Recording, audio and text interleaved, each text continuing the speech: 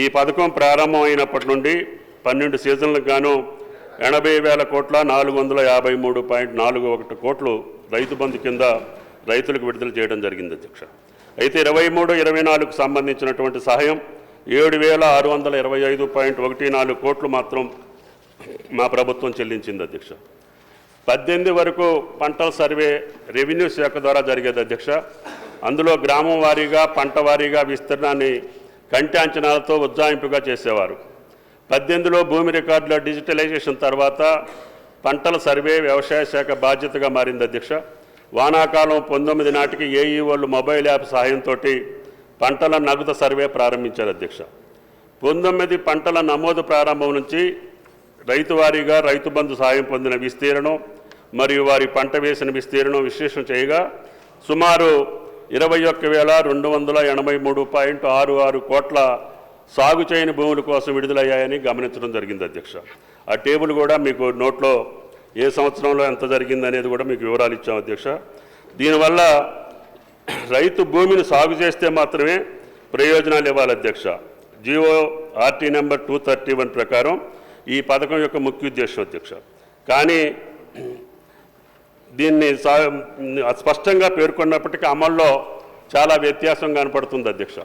అదేవిధంగా గౌరవ సభ్యుల పరిశీలనార్థం కేంద్ర ప్రభుత్వం అమలు చేస్తున్నటువంటి పిఎం కిసాన్ యోజన కూడా ఈ యొక్క టేబుల్లో మీకు పొందుపరచడం జరిగింది అధ్యక్ష.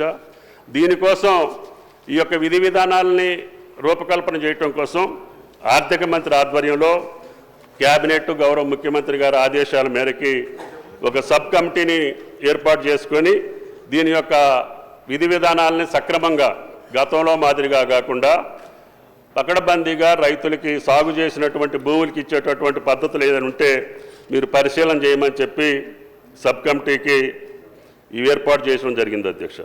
దాంట్లో భాగంగానే సబ్ కమిటీ రైతు భరోసా పథకం కోసం ప్రమాణాలు మరియు నిబంధనల కోసం అభిప్రాయాలు సేకరించేందుకు రాష్ట్ర వ్యాప్తంగా వివిధ వర్గాలతో వివిధ జిల్లాల్లో సమావేశాలు నిర్వహించాం.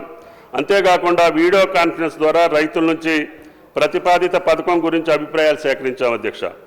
సహకార సంఘాల నుంచి కూడా ప్రత్యేక సమావేశాలు ఏర్పాటు చేసి వారి యొక్క ఉద్దేశాలను కూడా గమనంలోకి తీసుకోవడం జరిగింది.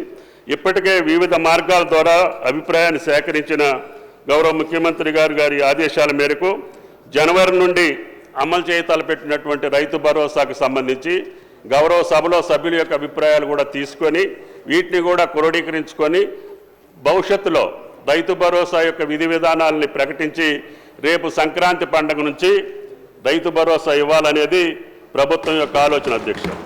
కాబట్టి దయచేసి గౌరవ సభ్యులు గతంలో జరిగినటువంటి విధి విధానాలను కూడా మీ ముందుంచాం. అక్కడ జరిగినటువంటి లోపాలు కూడా మీ దృష్టిలో పెట్టాం. కాబట్టి రేపు రాబోయే రోజుల్లో నిజమైనటువంటి సాగు చేసినటువంటి రైతుకి ఏ రకంగా ఇవ్వాలి అనేది మీ సూచనల ద్వారా తీసుకొని తప్పకుండా సంక్రాంతి పండుగ కల్లా విధి విధానాలు రూపకల్పన చేసి సంక్రాంతికి రైతు భరోసా ఇవ్వడానికి ఈ ప్రభుత్వం సిద్ధంగా ఉందని చెప్పి విజ్ఞప్తి చేస్తూ కేంద్ర ప్రభుత్వం యొక్క పథకంలో ఉన్నటువంటి విధి విధానాలు కూడా మీ ముందుంచాం అధ్యక్ష.